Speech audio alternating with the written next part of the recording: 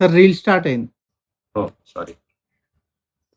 మీరు పడుకునే ముందు లాస్ట్ మినిట్ చేసే పనేంటి? లేదా మార్నింగ్ లేవగానే ఫస్ట్ మినిట్ చేసే పనేంటి? రెండిటికి ఆన్సర్ ఫోనేనా? అయితే మీరు డేంజర్ జోన్‌లో ఉంటారు. ఎందుకని నేను చెప్తాను.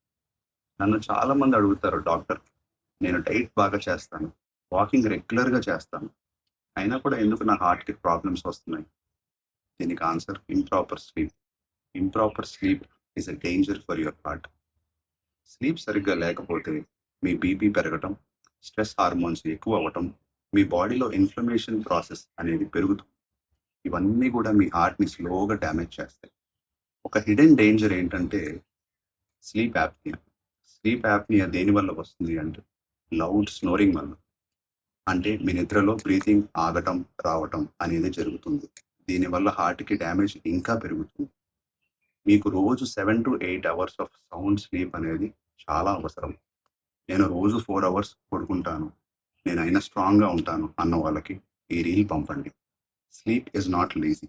It is the heart medicine. నేను మీ doctor Sai Pavan, consultant cardiothoracic, minimal invasive lung and chest trauma.